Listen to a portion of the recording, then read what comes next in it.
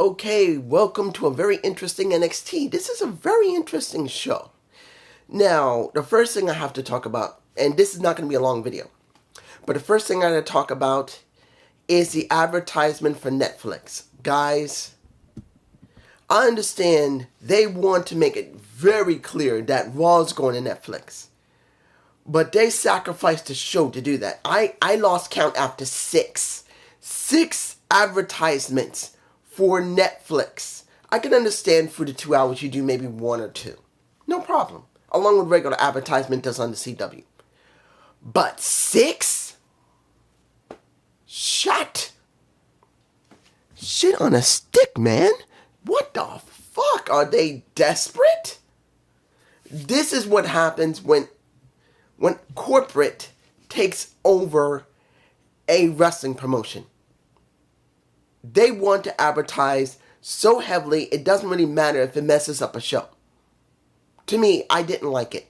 It was like what happened to Saturday Night Main Event, which I did review. And it just felt very advertising. You could feel it, even though it was nostalgic, and I didn't like it, it felt advertising. This felt worse. But let's move on. Opening of the show. Let me give it to you like this. I'm not going to go in order. Sorry. I still have congestion and I'm still sneezing and having runny nose. Sorry about that. Exactly that. Ooh, you have no idea how bad that... Understand. I don't sneeze much. When I have allergies, I don't sneeze. I get itchy eyes. Even when I take medicine, I get itchy eyes. I barely sneeze. When I get sick and it breaks up and begins to want to sneeze, I will sneeze and I will sneeze and I will sneeze and then runny nose and runny... Man, I could have filled up a bathtub of mucus. But this is what I get. Sorry. But let me give it to you like this. This show, weirdly enough, and I'm not saying it was a good thing. I'm being honest here. When you look at this show, that was in Lawrence, I believe Longwell, or Lauren, I think in Minnesota. I can't remember where it is. But if you looked at how the style looked, tell me if it didn't look like NXT Black and Gold. Because it looked like it. It had that air of it. Now, there's going to be people say, ooh, this is good. This is how the old NXT is. Well, there's a difference between NXT Black and Gold in representing here and NXT Black and Gold, where they did do a vid pack talking about NXT, the original one that was started in 2012, compared to this one. There is a big difference. There was nothing corporate about it. And you're going to say, what about Vince McMahon and the way it ran?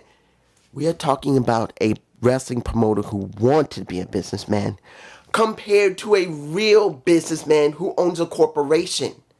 Vince was not a businessman when he started. He was a wrestling promoter who learned and tried to turn his company into a corporation. Now we're dealing with someone who is literally running a corporation, buys the company, and is running it as a satellite company. And when you saw this NXT compared to the original Black and Gold one, completely different. I don't care what anybody says. I don't care what JD say. I don't care what Just Alex says. There is a difference between, even if, let's say, quickly, let's say Triple H tells Shawn Michaels, look, I want you to run SmackDown. I'm going to run Raw and NXT. I want to take this as my baby. He says, all right, I'll run SmackDown. And if he tried to run it like he did back in the mid-2010s, it will never be the same. Nope. Raw and NXT will never feel like NXT Black and Gold back between, 2013 to 14, 2018. I think around 14 to 18 is when you could easily see the real NXT, where everyone fell in love with it. Because I know I'm going to say 13 to 18, but I say 14 to 18. That's where it really hit its stride. This will never feel like it, because Triple H is not the original Triple H that ran NXT, that was trying to bring the future. and always gave it to Vince, and Vince basically shitted on it. No. He is Vince, in a sense, of creative. Because now, whatever he creates in NXT goes straight to the main roster. So he'll be creating what's ever going there. It's not going to be different. So I don't get, just Alex and JD. And I can understand JD not feeling this NXT black and silver. He's not going to feel it. This kind of felt like black and gold. I'm not saying it was a good thing. Black and silver should be black and silver. It should be completely separate from the multicolored NXT of Vince and the black and gold of Triple H. It should be different. A little taste of both, which Shawn Michaels was doing, not saying was great. But at least it was 101 booking that was good for developmental. Now you're making it so uniform, it doesn't feel special. And that's one of the things I don't think just Alex or JD will ever understand. As long as Triple H is running black and silver, which he is, with Shawn Michaels, never feel like it.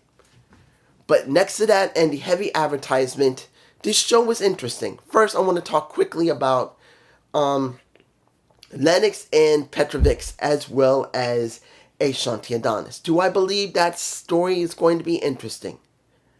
I don't know. I would have thought already they started it, or they gave an inkling of it. But we still got 2 weeks left before the end of the year, so maybe the inkling of them finally coming together will be on the last show of NXT for this year. That might happen.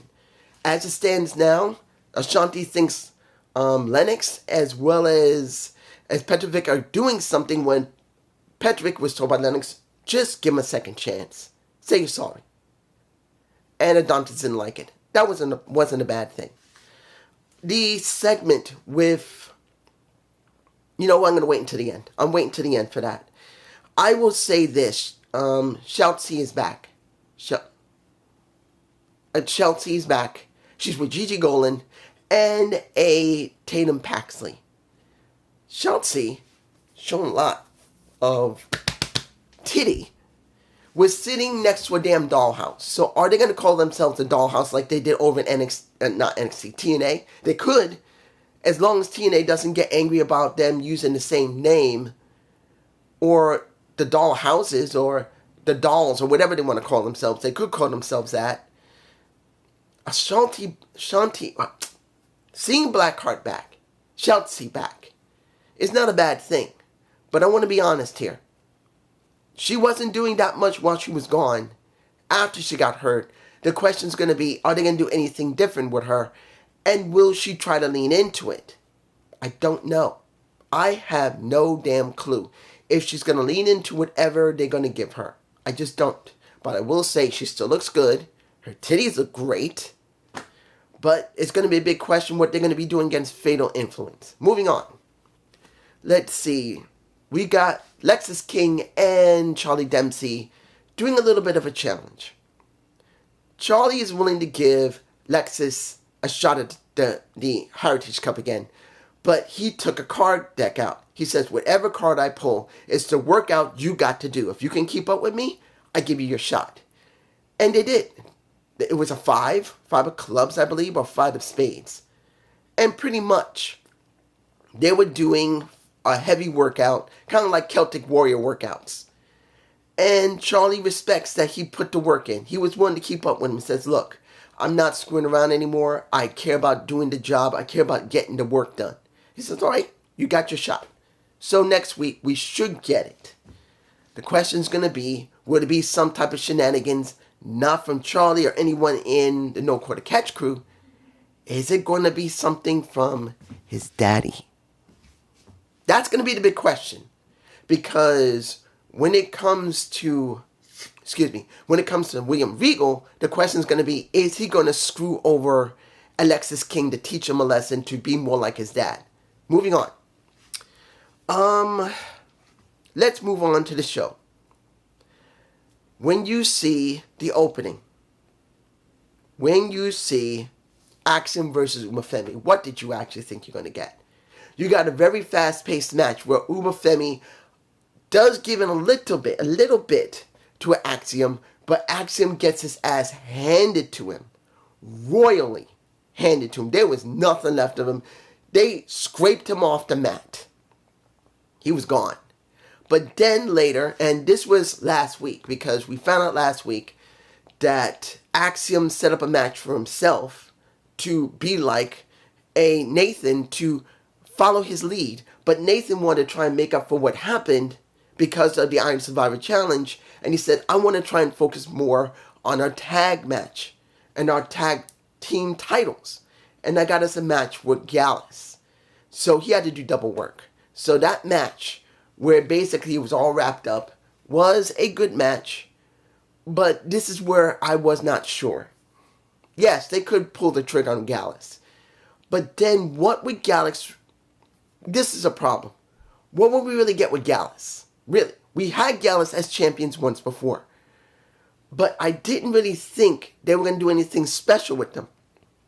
Because Gallus was a watered down version of the Brawling Brutes. And I didn't see any development from Wolfgang, Joe, and his brother.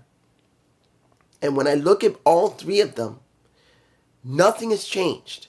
The only person on that roster that really changed, that was from NXT UK, was a Ridge Holland.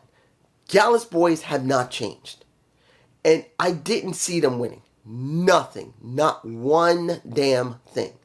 So I was not surprised. But I wasn't sure if they were going to do it. Because yes, they could throw a little bit of surprise on NXT, then the Gallus boys win. And then 2 weeks before, and then when it comes to New Year's Evil, they will make them drop it. At least to give us something of a change-up. Next, Jada Parker versus Red Sinclair. Now, the Iron Survivor Challenge for Red Sinclair, she spent more time in the box than anything else. But this is the thing I was thinking about. What did we really get from Red Sinclair? Have they really put any stock in her?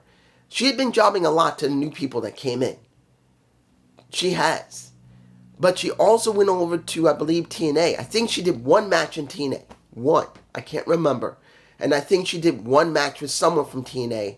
And I don't remember who. Was it? Was it Jordan Grace? I think it was Jordan Grace or... No. She had a tag match in NXT, but she did a singles match on TNA. So, I haven't really seen a lot from her. They made her more of a bumbling idiot than anything else. How she got into the Iron Survivor. And when you see the match between her and Jada Parker, it is obvious they are very big on Jada. They are big on Jada Parker. But here's the thing for me personally. I don't hate Jada Parker.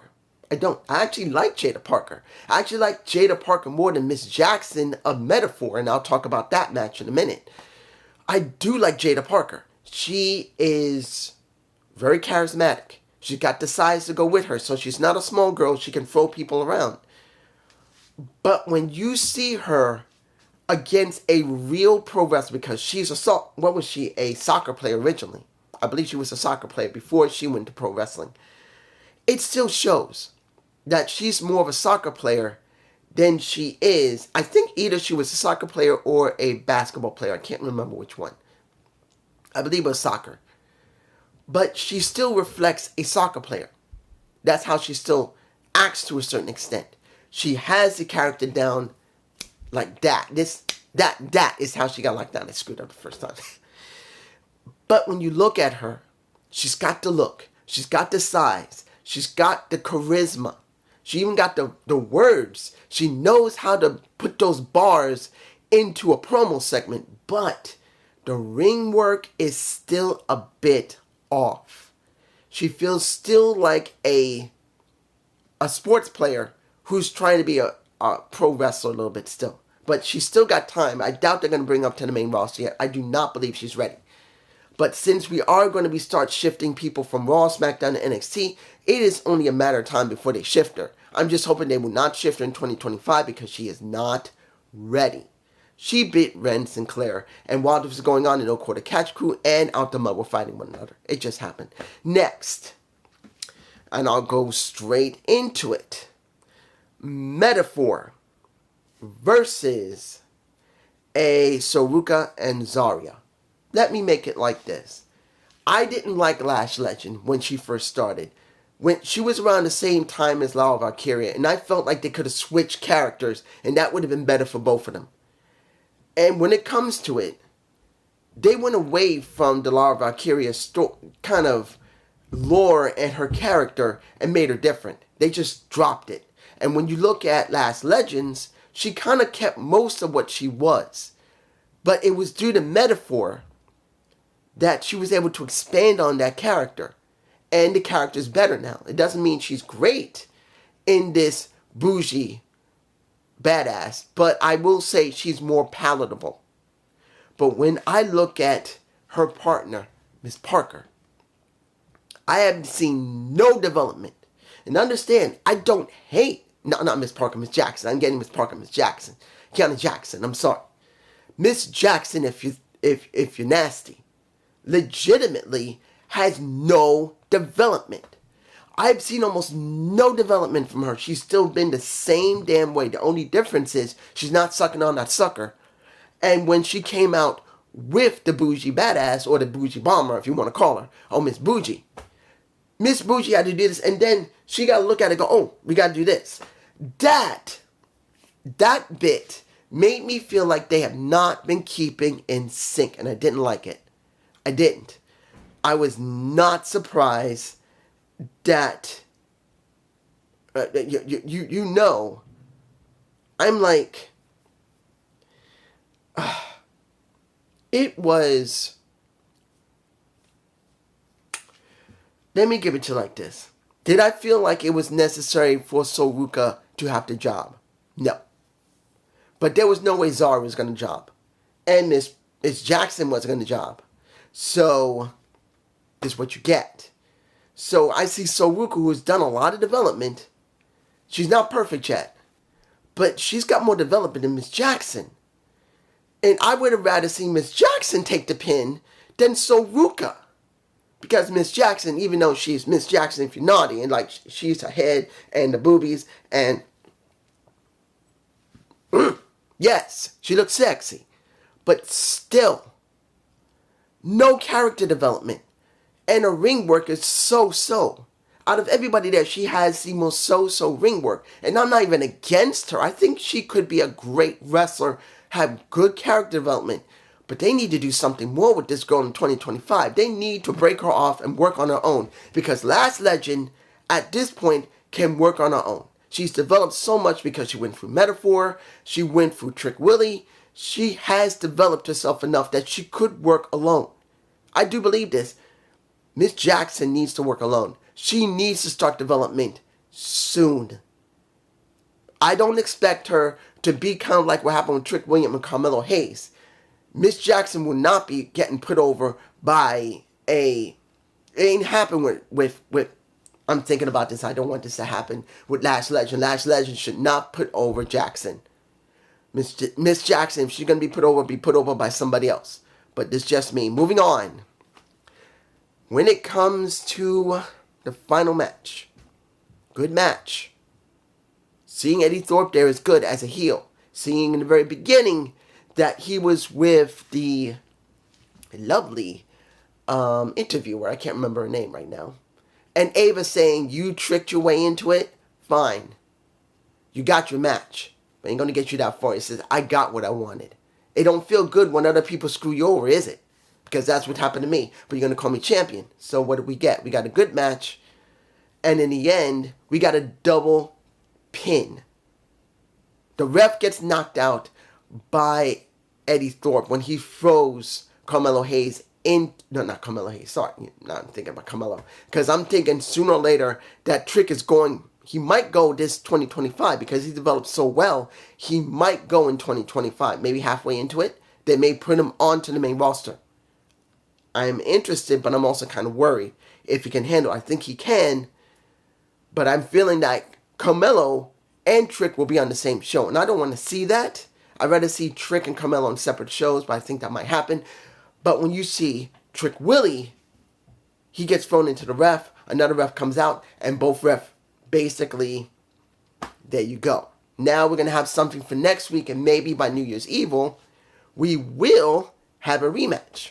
I do believe that'll be it, unless they want to just get rid of this quickly within next week or week after, before the new turn of the year. I think it should be a New Year's Evil.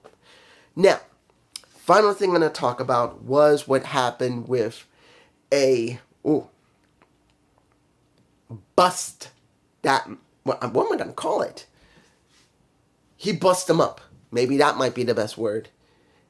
Ethan Page busts up a Evans. I'm not going to use that as title, but he busts him up. Let's make this clear. Did we get Ethan Page doing a little bit of HBK saying, I lost my smile, talking about his wife, talking about his son, talking about his daughter, talking about 18 years of being on the road, basically busting his ass, promising his wife, promising his daughter, promising his son that he would do something, and other people who blindly followed him? Yes. It kind of felt like HBK. The only thing is that was not added with HBK, all of it. But he just took a little bit, I can't feel wrestling anymore. I lost my smile. Everybody's going, they didn't say Sean, or HBK bite off or something like that. But they went, woo. They knew what it was. And then Devon Evans comes out and he says, this ain't you, bro. This not you, bro. He sounded just like Russo. He sounded so much like Russo. Vince Russo. Bro. It was kind of a funny thing. But in his own words, this is not you. The real you is after you won the championship, you went to your daughter, you went to your wife, you went to your son, and you showed love. You said, I love you. That's the real you. This is the person we should be seeing. Everybody in me believes in you. NXT believes in you. The fans believe in you. Look at me. I believe in you. Be that person. And he says, thank you. Thank you very much. And I'm going to spend my time making you suffer. Whacks him in the face with the mic. Takes a chair. Scares everybody out. Says, you want to see the real me? Puts that chair into that jaw right here. Stamps. And the most spit out of spit blood I've seen in a bit. Devon Evans, I will say, can fake blood pretty damn well. He spit that blood out as hard and as fast. Someone must have told him in the back, make it look good, kid. Make sure when you get nailed in the face, break that thing in your mouth. It'll start filling your mouth up. Make sure you get as much saliva in that damn thing as possible. When he stomps down on that chair, make it like he killed you. And he went, that's what he did. And for Booker T and Vic Joseph's credit, they tried to make it mean something. Oh my God. I would tell you this. Was it dramatic? Yes. Did I like it? Yes. What do I think about now a Devon Evans? Don't know yet. Because this is going to depend on how he acts when he comes back.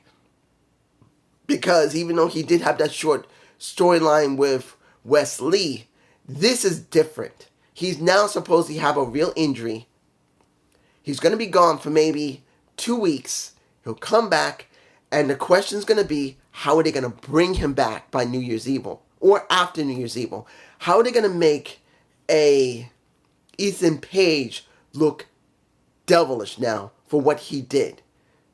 Because now, when it comes to Ethan, he doesn't have the title anymore. He's been embarrassed and humiliated. And now this kid, this 20-year-old kid, think he knows better, telling him how he should be acting, and he breaks his jaw. They better build him correctly.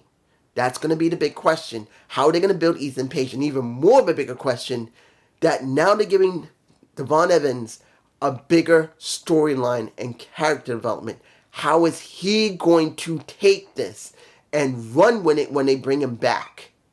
He can't just come back and think, well, I'm going to be acting like this. No, his character has to change. His happy-go-lucky character has to be adjusted. If he acts exactly the same after he finishes it and doesn't seem to be different or more serious or has something change in him, then this was a waste of time. But we don't know yet. It's going to count on when they bring him back. Will it be at New Year's Evil? In, January 7th? Actually, the same year as my son was born in. Or will it be after that, the week after?